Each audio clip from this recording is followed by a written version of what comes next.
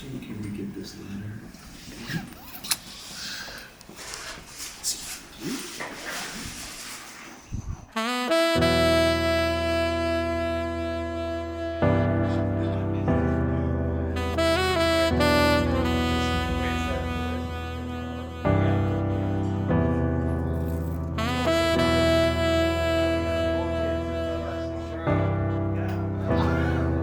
This is live at VEUX BTS. Jemar, the most beautiful man in Oklahoma City. Yeah, it's awesome for me because it's a chance to get to know you as an artist. So, dude, welcome. Thank you so much for being here. Thanks for having me. It's been an absolute treasure to host you in this space, and you're absolutely incredible band. I mean, we are lucky to know some amazing people, are we not? That's it. Just unreal. Talented And, folks. man, I really want to get a sense of scope for kind of this record and like where it came from for you in your heart and like in your mind, and what made you decide this is worth documenting, this is worth making permanent, you know? For sure. I'd love to know get that story and what led up to it. Definitely, man. Well, I appreciate your space. It's, super inspiring. So it was just a great time, man, today. Man, this record kind of came during COVID. So I moved back from LA. Yeah. So I was back in my parents' house for Yeah. what I thought was 6 weeks, turned into 6 months, turned into like a year. So this record kind of came out of that, just being frustrated, bored. It's like going from a season in LA, really thriving, to being back at my parents in a very small town in Oklahoma. The whiplash of that. Yeah, it's just kind of crazy. So I just spent a lot of time. There was a park by my parents' house I would go walk. Again, it was COVID, so you weren't just out in public. Right. But I was fortunate to go to this park pretty much every day and walk. Wow. And that was kind of my piece. I would just listen to music. A couple of jazz albums I would always listen to. Yeah. And what were those records? one was Kendrick Scott's his Oracle record. Just great jazz drummer, but great composer, amazing. And arranger and all of it. Yes, all the things. Then Brian Blade and the Fellowship. Just it's very jazz, but Americana. Just just rooted, authentic music. So that was my soundtrack to me walking every day for a couple months, and then I was just like, man, I can't be in the house frustrated. Like this is a new season, so just being in my word, reading God's word, just like I was looking up some stuff and just. Like Romans, there's a few things in Ecclesiastics I was reading, but just so many scripture where God talks about, being aware of the season and just like the things we go through and like He's never changing. So that was kind of the inspiration behind this record. Right. So I just literally went back home, kind of set up my laptop, what microphones I did have in town with me, what gear I did have in one of my parents' guest rooms. And man, I just kind of went to town on this record and a few more records. But this one really, really stuck out that I wanted to just, I think it was late fall, walking in the park and just the wind blowing and really feeling like the peace of God being with you.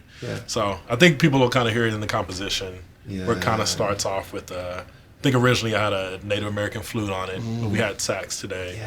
But just that tonal breath you'll hear, it's kind of solemn, goes through a few things. I think the keyboard comes in the next section. It's kind of very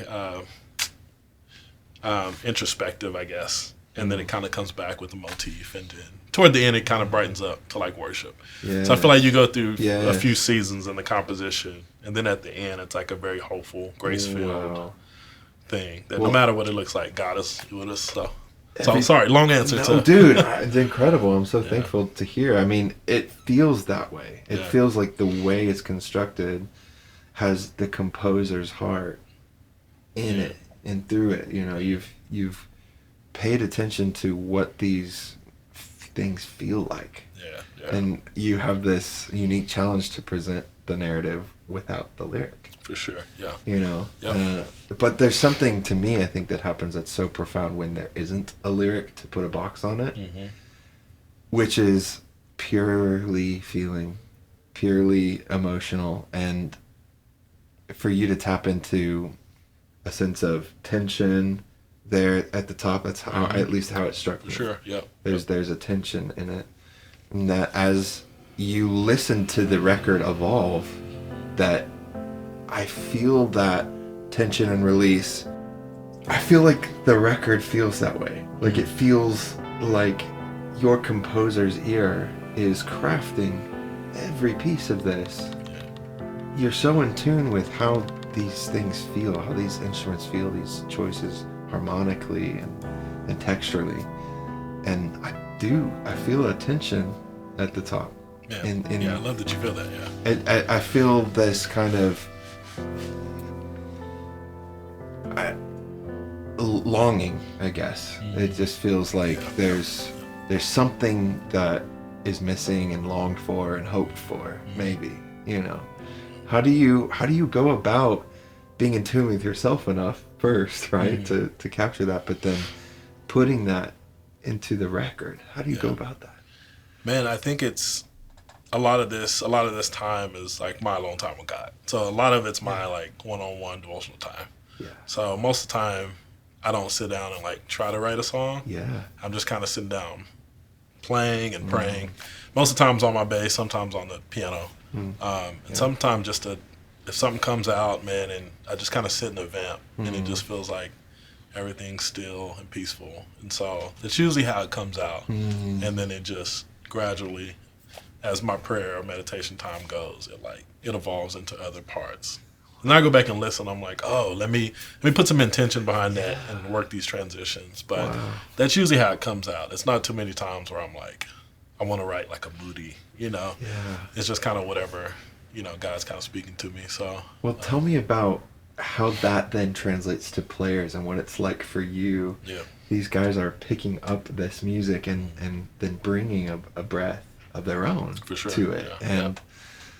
And how do you how does it feel, and as the artist, to hear those kind of things come to life in that way? Yeah. Oh man, it's hard to explain. It's especially with these guys. It's the reason why I chose them. These are like some of my closest friends. Literally, I've been in some of their weddings and known these guys for years. So I trust them musically with what like I've created to like bring that to life. So even today, I didn't give them too much direction, and something like this can be hard because on the record I play all the instruments. So it's hard when you have to explain vision to other people of like, you know, how I play drums or how I approach the kit, you know, or approach keys. But I trust these guys 100%. So just when I can give a little direction and they come in and just bring it to life, it's just like amazing. So it's really nothing to do with me. It's just like, man, I think that's when you're creating like just a moment in time when people can be on one accord and just walk in and do it. And so you've left so much room open for spontaneity. Yes, for sure. And it seems like that's the direct result of the process for you in general. Yeah. To be open to what you're feeling and how you're communing and what's being birthed in here without necessarily boxing it by, I want to create so and so. Yeah. Wow, that's sure. incredible. Yeah. So in today's performance,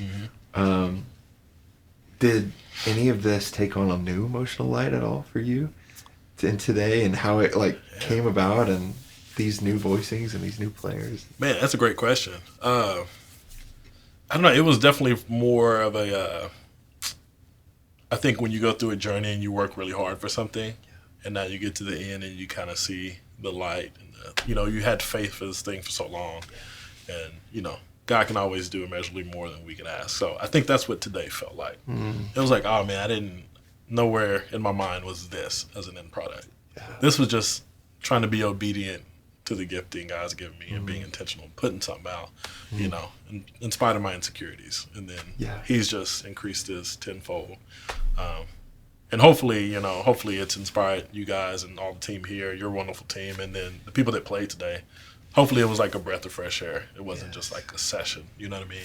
So how do you hope then that feeling transfers also to people who hear this? Oh yeah, man, whether I'm like at a church or not, I just wanted it to be ministry. I wanted to minister to people, make them feel good. So even you, whoever's mixing, whoever's sitting and have to listen to this 20 times, I want them to be able to like it to be fresh every time, or hear something new every time you go through it. You know what I mean? So I think that's very likely. There's so much subtlety, and there's so much texture, and there's so much restraint maybe that's it. Maybe that's the word I'm looking for. Yeah. There's so much space, and it would have been so easy to fill it. Oh yeah. With Sure. I mean, any one of those guys could have absolutely filled that with glory, but every person is.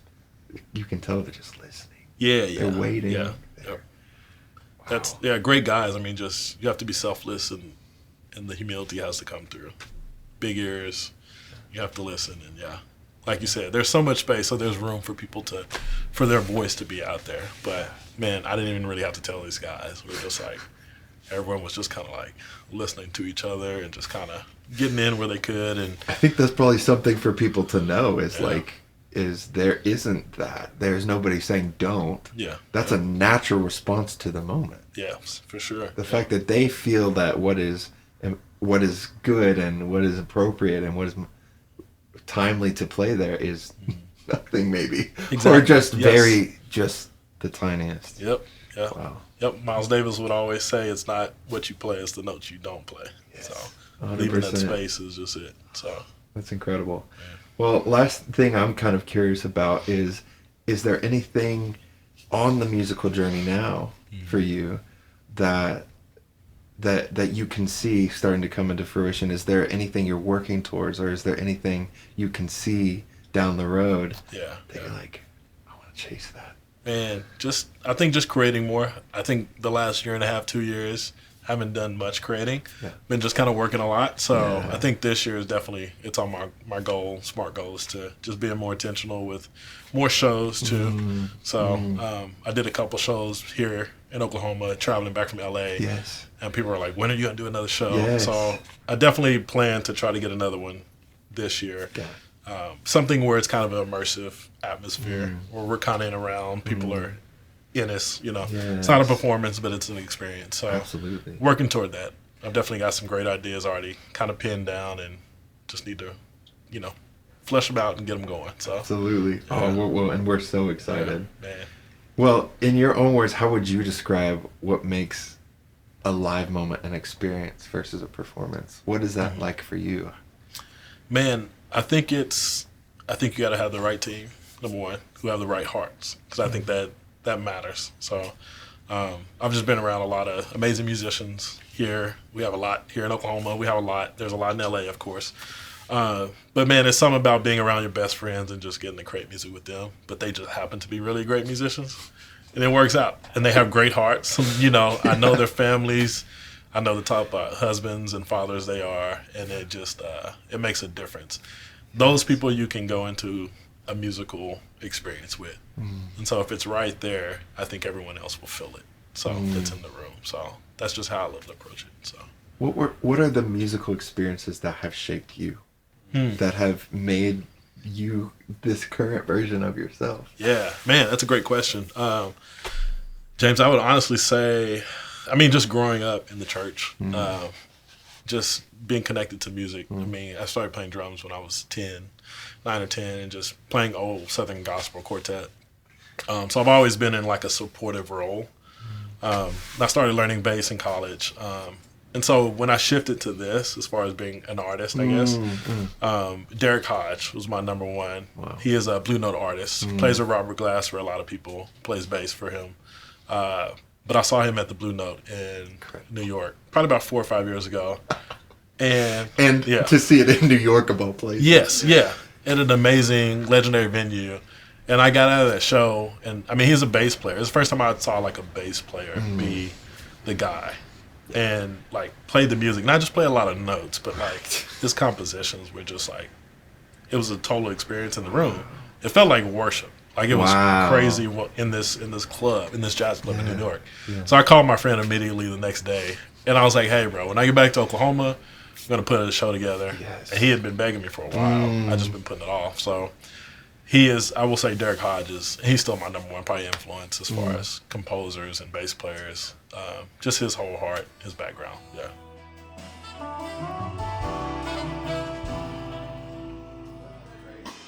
That's so good.